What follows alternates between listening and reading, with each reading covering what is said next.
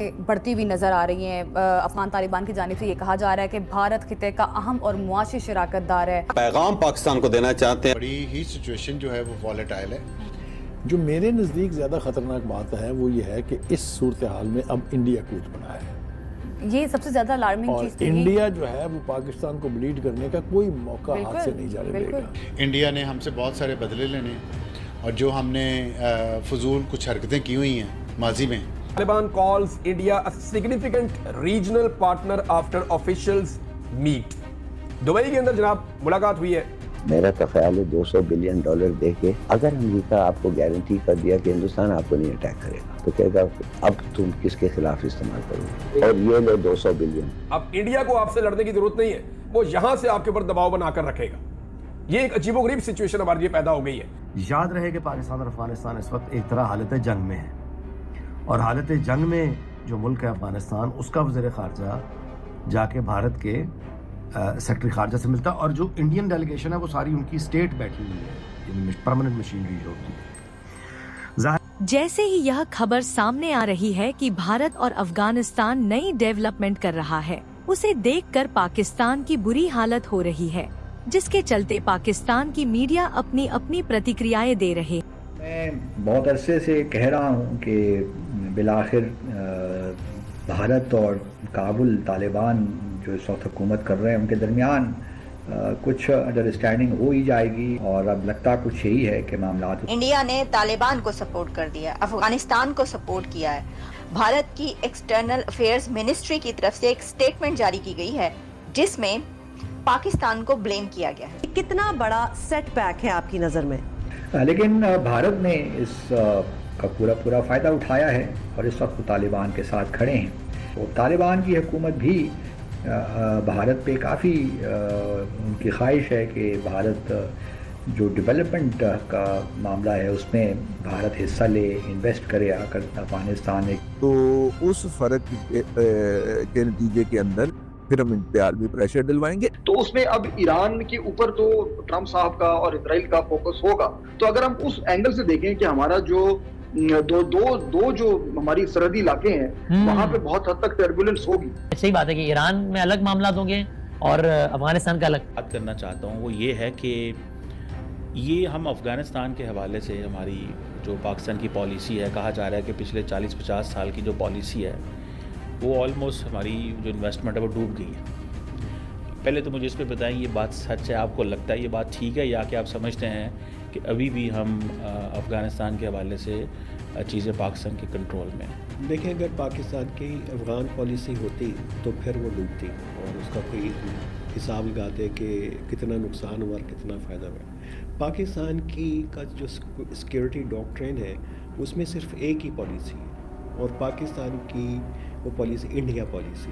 पाकिस्तान जो है अफ़गानिस्तान को भी उसी लेंस से देखता है। हमारी इंडिया पॉलिसी अफ़गानिस्तान पॉलिसी को डिफ़ाइन करती है। हमारी इंडिया पॉलिसी हमारे यूएस के साथ रिलेशन को डिफ़ाइन करते हैं, और इवन के इंडिया भी किसी हद तक हमारे चीन के साथ जो है पॉलिसी को डिफ़ाइन करते हैं। तो उसमें अभी जिस तरफ आप इशारा कर रहे हैं कि तालिबान ने इंडिया कार्ड प्ले करना शुरू किया और इंडिया दोबारा अफ़गानिस्तान कार्ड प्ले कर रहा है, तो उसके ऊपर हम बात कर सकते हैं कि ये इसमें इसके पीछे है क्या, कि पाकिस्तान ने कितना नुकसान किया। क्योंकि पाकिस्तान में परसेप्शन ये थी कि तालिबान आने के बाद जो है वो इंडिया को जो स्पेस थी अफ़गानिस्तान में वो श्रिंक हो जाएगी। इनिशियली लगा भी ऐसे ही, और इवन के जो इंडिया के अंदर जो है जो बात चल रही थी कि उन्होंने तालिबान के साथ इंगेज ना करके एक बड़ी गलती की इतना अर्सा, जब पूरी दुनिया उनके साथ इंगेज कर रही थी, और दोहा एग्रीमेंट से पहले भी और उस दौरान भी, तो वहाँ पे ये एहसास तो था। लेकिन ये पाकिस्तान की अपना एक तो एरर है तालिबान के हवाले से, दूसरा दो बड़ी तवक्कुआत थी तालिबान के हवाले से कि आएंगे तो बहुत सारे हमारे मसाइल उसको हल करेंगे। तो वहाँ पे थोड़ा सा मेरा ख्याल है कि एरर है। कोई बहुत बड़ा डिज़ास्टर नहीं है जिसे कहें, और डिज़ास्टर तो उस वक्त हो कि तालिबान उसी तरीके से एक्ट करना शुरू करें कि इंडिया के साथ उसी तरीके से ताल्लुकात बनाना शुरू करें जैसे करज़ई साहब के दौर में थे और किसी हद तक उसको सस्टेन किया था अशरफ गनी साहब ने, तो उस लेवल तक तो नहीं गए। और पाकिस्तान के पास स्पेस अभी है, पॉलिटिकल स्पेस भी है, डिप्लोमेटिक स्पेस है तालिबान के साथ, और अपनी पॉलिसी को दोबारा से रीलाइन करें।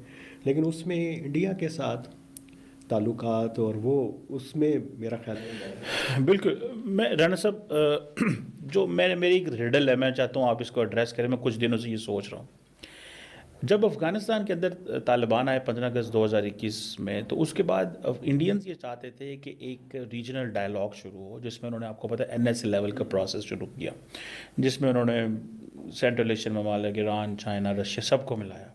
मुझे याद है उस वक्त इमरान खान साहब की हुकूमत थी, तो नेशनल सिक्योरिटी एडवाइज़र मोहित यूसुफ साहब हुआ करते थे, जिन्होंने कहा जी नहीं, इंडिया इज़ अ स्पॉयलर इन अफ़गानिस्तान।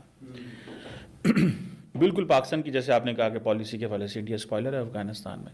सवाल ये पैदा होता है कि आज जो हम चीज़ कह रहे हैं कि अफ़गानिस्तान को रिस्पॉन्सिबल होना चाहिए और वहाँ पे नॉन स्टेट एक्टर्स पाकिस्तान को हिट कर रहे हैं, क्या ये अच्छा ना होता कि पाकिस्तान उस वक्त उस ग्रुप के साथ मिल जाता? उसको इंडिया इनिशिएट कर रहा था, कोई भी कर रहा था, एक मौका मिल जाता इंडिया के साथ बैठने का, वन। सेकेंडली, एक मौका मिल जाता एक रीजनल फ्रेमवर्क तैयार करने का। और आज अगर अफ़गानिस्तान के अंदर TTP या कोई दहशतगर्द ग्रुप पाकिस्तान पे हमला कर रहा होता, तो ये तमाम रीजनल ममालिक ये कहते हैं जी क्यों कर रहे हैं आप, पाकिस्तान देखें ना, आप क्यों हमारे इस ग्रुप का हिस्सा है, इस क्लब का हिस्सा है, आप हमारे एक क्लब के या एक मेंबर को जो है वो तंग कर रहे हैं। क्या ये वाइज स्ट्रैटेजी ना होती? मेरा ख्याल है कि दो चीज़ें इसमें आप ज़रूर उसको अंडरस्टैंड करना चाहिए कि एक तो पाकिस्तान के अंदर एक सेंस ऑफ विक्ट्री डेवलप हुई थी नेटो के जाने के बाद, दोहा एग्रीमेंट के बाद। तो जब आप फतह के एहसास के अंदर होते हैं और आपने एक जंग जीत ली है, तो उसमें फिर आप शेयर नहीं करते अपनी फतह किसी के साथ टेबल पे बैठ के। तो वो बेशक उस तरह के मॉडल थे पहले भी, 5+2 और इस तरह के चलते रहते थे, और इंडिया ने उसी को कोशिश की थी रिवाइव करने की। दूसरा ये था कि तालिबान का जो करैक्टर जो हमने अंडरस्टैंड नहीं किया, हमें ये लगता था कि सारे रास्ते जो तालिबान को वो हमारी तरफ से होके जाएंगे। उन्होंने नए रास्ते तलाश कर लिए। हाँ, तो तालिबान